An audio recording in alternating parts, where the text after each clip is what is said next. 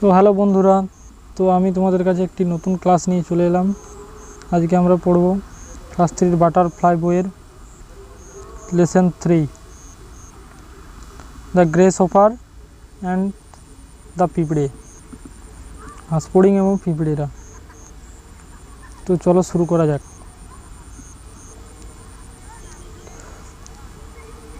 আমরা এখান থেকে করব ইউনিট 1 থেকে।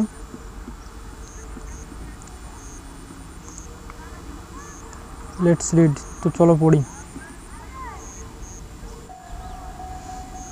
One summer's day, a grasshopper was hopping about in field. একদিন এক গ্রীষ্মের দিনে একটি ঘাস ফড়িং, হপিং মানে লাফাচ্ছিল, ইন এ ফিল্ড একটি মাঠে। একটি গ্রীষ্মের দিনে একটি ঘাস ফড়িং মাঠে লাফালাফি করছিল। He was chirping and singing merrily, সে কিচিরমিচির করছিল এবং গান করছিল। এই group of ants walk past him, একদল পিঁপড়ে তার পাশ দিয়ে চলে গেল। They carried plump seed of corn, তারা ক্যারিড মানে বহন করে নিয়ে যাচ্ছিল প্লাম মানে হচ্ছে আমাদের সেই ভুট্টার বীজ, পুষ্ট বীজ, seed of corn.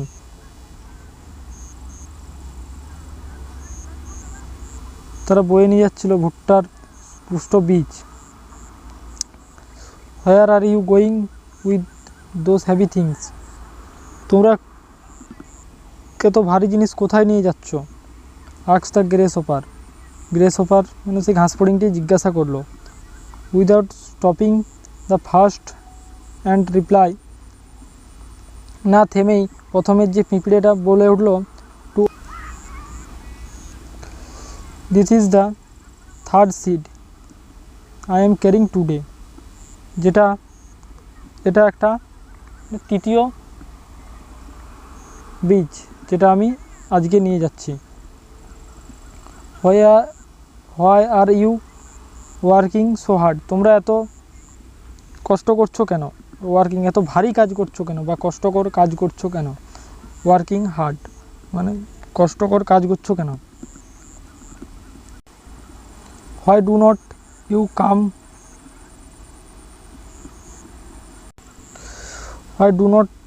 Come and sing with me, তোমরা আমার সাথে এসে গান করছো না কেন? সেড দ্য গ্রেসহপার, সে ঘাস ফড়িংটি বলল। We are helping to store food for winter,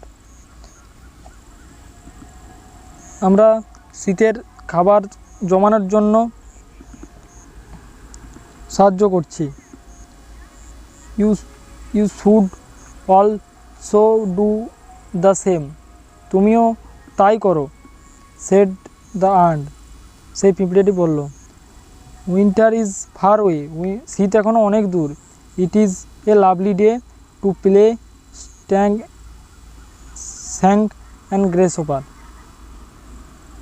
এটা একটা খুব মনোরম দিন খেলার জন্য, সেই ঘাস ফড়িংটি বলল। সালা বন্ধ করে রাখিছিলাম তো, নেই করিনি। But the ant went on their way, কিন্তু পিঁপড়েরা তার যে যার নিজের কাজে চলে গেল। They have continue with their hard work, তারা তাদের নিজেদের যে সেই পরিশ্রমী কাজ তারা করতে লাগলো। The weather soon turned cold, আস্তে আস্তে আবহাওয়া ঠান্ডা হতে লাগলো।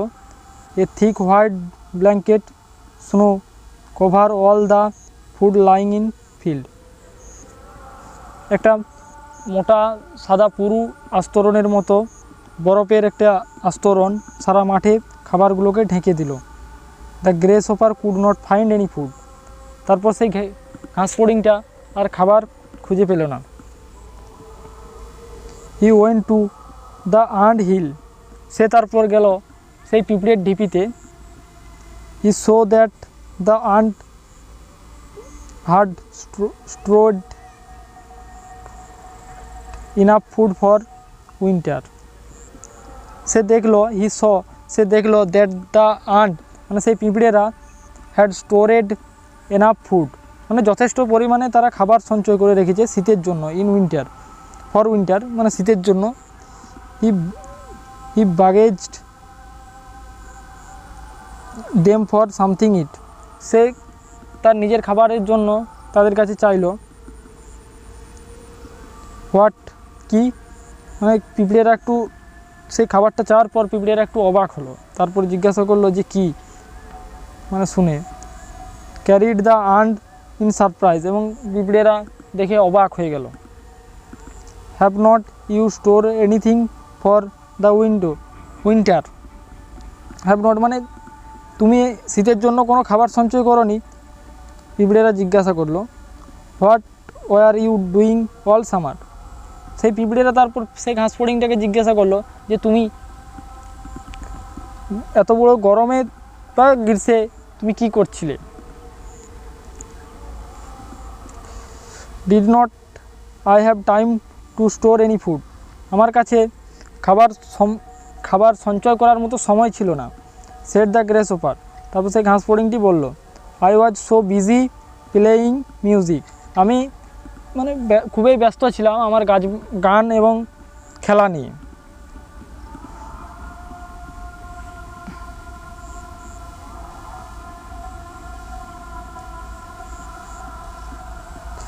The ants shocked their heads and digest, পিঁপড়েরা হতবাক হলো এবং তাদের মাথা নাড়ালো। They turned their back on grasshoppers and went on their work, তারপর সেই পিঁপড়েরা চলে গেল যে যার পিছন ঘুরে ঘাস ফড়িংয়ের থেকে, তারপর যে যার